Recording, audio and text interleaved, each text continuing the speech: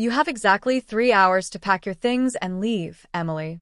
I stared at my cousin Sarah from the doorway, still gripping the coffee mug I'd just poured. The steam fogged my glasses as her words sank in.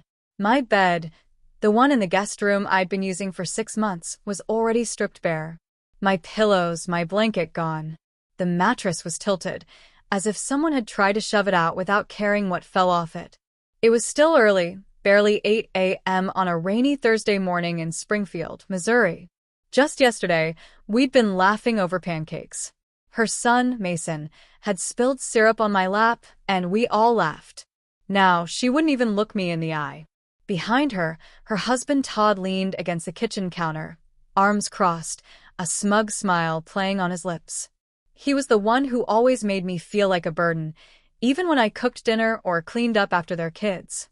I'd told myself I was imagining it, that I was being too sensitive. But this was no misunderstanding. This was a setup. Are you serious right now? I managed to whisper. Todd spoke this time. You've overstayed, Emily. You're not family anymore. We need the room for Todd Jr.'s new gaming setup. The knife twisted. No apology. No explanation. Just get out. My name is Emily Carter. I'm 32, born and raised in Lincoln, Nebraska, but I moved to Missouri after my mom passed. She was everything to me, my compass, my safety net, my home. When she lost her battle with cancer, I lost more than a parent. I lost my anchor. The funeral was small. I still remember my cousin Sarah hugging me tightly, her voice warm. You'll always have a place here, Emmy. Your family. At the time, I believed her. I packed up what little I had, some clothes, a few heirlooms, and the quilt my mom had made me in college, and moved into her suburban home. It wasn't glamorous, but I was grateful. I stayed in the guest room, helped with groceries, picked up the kids from school, and cooked dinner almost every night. I even got a part-time job as a bookkeeper at a local library. But I never quite felt settled. Sarah and I had grown up like sisters. She was the golden child, confident, extroverted, always getting her way. Her mom, Aunt Claire, always favored her. I was the quiet one, the responsible one, the one who sat at the kids' table until I was 25. Mom used to tell me, let them take the spotlight. You'll build your own light one day. That memory made me smile sometimes, but inside that house, my light never got to shine. I remember scrubbing her floors one Saturday afternoon while Mason watched cartoons. Sarah came in, tossed her bag on the couch, and said, make sure you don't use too much bleach. I had the floors wax. No, thank you. No, how are you doing? Just reminders that I was a guest. And slowly, I started to feel less like family and more like staff. The worst part? I wanted to believe she cared. I needed to believe that someone still saw value in me. But Todd, he made it clear. He'd walk past me at dinner without a word. If I joined them in the living room, he'd turn up the volume. There was this one night I heard him whisper. I didn't sign up for a roommate, and Sarah didn't correct him. I started sleeping with earbuds in. My mother's quilt wrapped tightly around me like a barrier against the cold truth I was beginning to face. I was being tolerated, not welcomed. There was one bright spot, though. Lisa. Lisa was Sarah's neighbor, about my age, divorced, raising a teenage daughter. We'd run into each other on our morning walks. She saw me. Really saw me. One day, I broke down on her porch after Todd yelled at me for leaving the back door unlocked. She brought me tea, sat with me in silence, then said, you're not weak for staying, Emily. You're strong for surviving in a place that doesn't want you to. That stuck with me. So no, this wasn't about a bed. This was about every quiet moment I swallowed my pride. Every time I convinced myself it was just temporary. But now? Now they'd ripped off the mask, and I finally saw the truth. I wasn't part of their family. I was just a placeholder until I wasn't convenient anymore. 2 days after they kicked me out, I returned. Not with bags. Not to beg. But with a folder. Lisa had driven me back, parking 2 houses down. My hands were shaking, but not from fear. This time, it was something sharper. Cleaner. Like clarity. I knocked on the door. Sarah opened it, arms crossed like she'd been waiting to gloat. Todd stood behind her, already smug. "I thought we were clear, Emily," she said. "We were," I replied, calm. "But I figured you'd want to take a look at something before you finish packing my things." I held out the folder. Thick. Yellow. Sealed with a silver clip. She didn't take it at first. Just stared. "What is this?" she asked. "Something Mom signed 6 months before she passed," I said. "A small legal detail you never asked about." Todd scoffed. "We don't have time for whatever this is." "You should make time," I interrupted, eyes locked on Sarah. She finally took the folder, opened it. Her eyes darted across the pages. I saw it just for a split second. The tightening of her jaw. The way her posture shifted. Confusion. Then realization. Then fear. This says the house was in Mom's name. I finished for her. And after she passed, it transferred to me. Automatically. It's a deed transfer. I've been the legal owner for the past 11 months. Todd stepped forward. "That can't be right. Sarah inherited the house." "She inherited the furniture," I said coldly, "and a few stocks. But the property? It was mine." Silence. The kind of silence that drops like thunder. Sarah's hands trembled now, but she tried to steady herself. "Why didn't you say anything?" "Because I didn't want it to be a thing," I answered. "Because I thought we were family. And family doesn't keep score." Lisa watched from the sidewalk. I looked over Sarah's shoulder, at the home I'd been treated like a stranger in. "But I guess we were never family," I said quietly. And then I walked past them. Into my house. I stepped into the living room like I was walking into a memory someone else had tried to rewrite. Same beige couch. Same crooked painting above the mantel Mom had always threatened to fix. But something had changed, and it wasn't just the ownership. It was me. Sarah and Todd trailed behind me like shadows, suddenly unsure of where to stand in a home they no longer had control over. "Emily, you can't just," Todd started. "I can," I said. And I just did. "This doesn't make sense," Sarah snapped, waving the folder like it was some kind of mistake. "Mom never said anything about this." "She didn't have to," I replied, sinking into the armchair, the one they'd tried to sell off last month.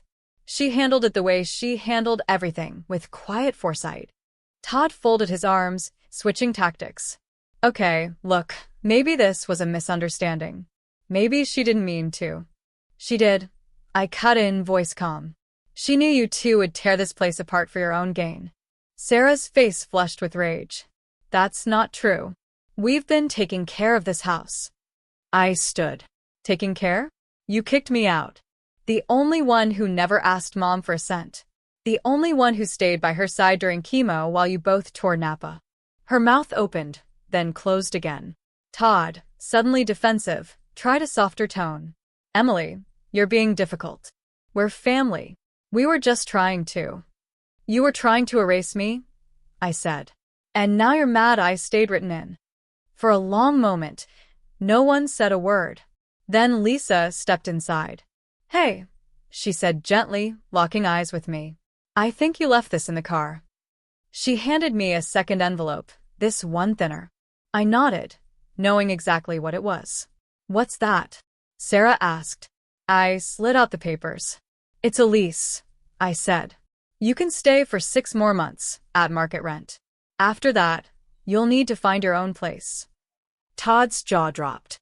"You're evicting us?" "No," I said. "I'm giving you time. Something you refuse to give me."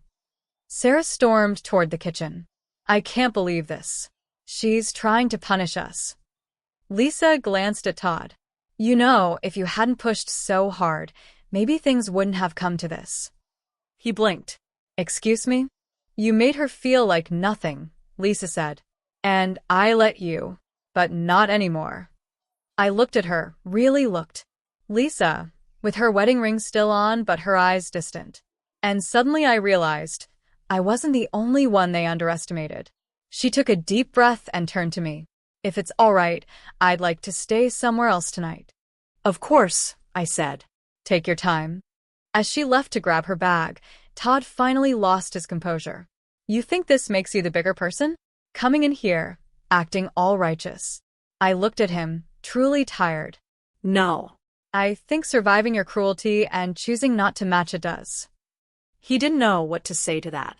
Neither did Sarah when she came back, pale and silent. I turned to both of them. You don't have to like me, but you will respect the space Mom gave me. Or you can leave tomorrow. The next morning, I stood alone in the kitchen, watching sunlight pour over the worn countertop where Mom used to slice peaches for cobbler. The air still smelled faintly of cinnamon and lemon oil, her signature blend. It was the first morning in weeks I hadn't woken up with anger in my chest. I poured a cup of coffee, took it out to the porch, and sat in Mom's old rocker. Lisa joined me a few minutes later, a small overnight bag at her feet. I didn't sleep much, she admitted. Me neither, I said, offering her a warm mug. She accepted it, wrapping her hands around it like it was a lifeline. Her voice was quieter than usual, but clearer, steadier. Todd and we were never kind to you. I didn't even question it. I just went along. You were trying to keep the peace, I replied, even if it meant I was the one always losing. Lisa's eyes filled. I can't go back to that.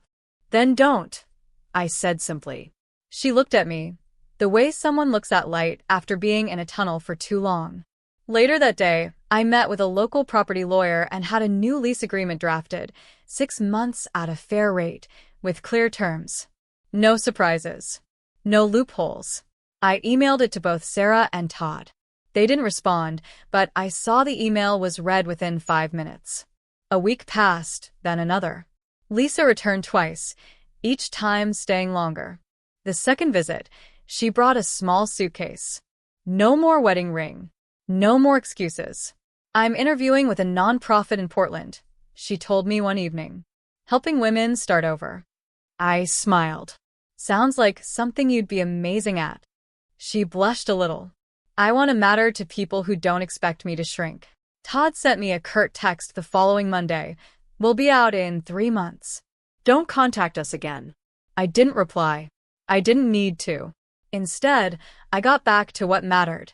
The community garden Mom had loved, the cooking class she started in the church basement, the neighbors she fed without ever letting them feel like charity cases. I reopened those classes, under her name. Lisa helped organize the first session. We spent hours chopping vegetables and laughing with people we barely knew. And it felt right. A few people asked about the house. Some even asked about Sarah and Todd. I told them the truth. They're figuring things out. So are we. I wasn't bitter. Not anymore. One afternoon, after class, an older woman pulled me aside. You've got your mother's hands, she said. Gentle but firm. That stayed with me. Because Mom never fought with fists, she fought with grace, with patience, with unwavering resolve. And I was finally beginning to understand what that really meant. 6 months later, the porch swing had new cushions, the kitchen walls were painted a soft sage green, and the garden out back looked like a painting, tomatoes heavy on the vine, basil blooming wild, and sunflowers nodding toward the morning light. The house felt alive again. Not haunted. We called it Margaret's house, named after my mom. A community hub. A shared kitchen. A place for women, especially those starting over, to learn, gather, and heal. We'd just finished our 3rd cooking workshop when Lisa came up to me, flour on her nose, and a warm pie in her hands. There's a line forming outside, she said, smiling. They heard about your sweet potato rolls. Mom's sweet potato rolls, I corrected with a grin. Laughter filled the space, real, easy, unforced. Somewhere between the herbs drying on the windowsill and the kids running barefoot through the garden, I realized I hadn't thought about Todd or Sarah in weeks. But I had heard about them. Todd had moved into a small apartment near his office. Word was his business had been hit hard by an audit. The mortgage I'd gifted him? It turned out I'd rescinded it before signing, legally sound, emotionally clean. I never had to fight in court. Just a simple cancellation with my name on the paperwork. Sarah had returned to her parents' house. No one knew much beyond that. I didn't ask. I wasn't bitter. I was busy. A little girl, maybe 7 or 8, tugged on my apron. Miss Ellie, she asked, can we make the cookies again next week? Only if you promise to help with the dishes. She giggled. Deal. That evening, I stood by the porch railing, watching the last golden rays fall across the lawn. Lisa joined me, a cup of tea in her hand. You think your mom would be proud? She asked softly. I didn't answer right away.